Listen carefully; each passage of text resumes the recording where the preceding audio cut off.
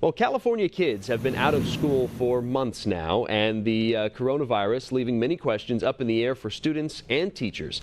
The president of the California School Board Association, Xilonen Cruz Gonzalez, is joining us this morning. This is a nonprofit organization representing nearly 1,000 school districts and county education offices throughout the state of California. Thanks for joining us. Good morning. What is your take on how the coronavirus has been impacting our schools?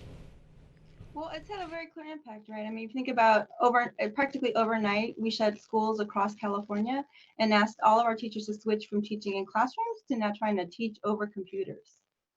Yeah, and distance learning has been a really big transition. Schools that have more resources or more money seem to have had an easier time. How can schools that have less funding catch up in this time?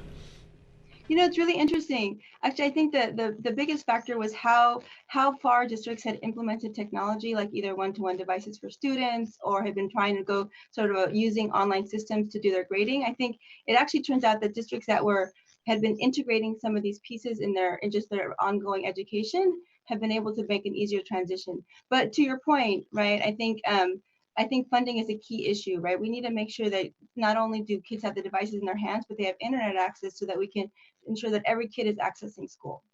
Now, Governor Newsom has said in a couple of news conferences that he could see school starting as early as July. That's a possibility he's putting out there. But the state's largest teachers union, UTLA out of Los Angeles, says there's zero chance of that happening. And we're hearing more union representatives talking about this as well, saying that July is really a non-starter. What do you think is going to happen? Where are we going to see school starting up again when it's possible? And how do we make up for lost time?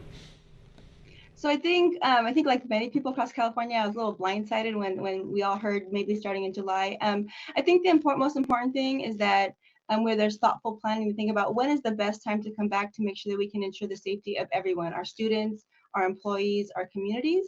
And if there's a clear plan about how are we going to be able to implement physical distancing in schools before we start talking about when that would actually happen.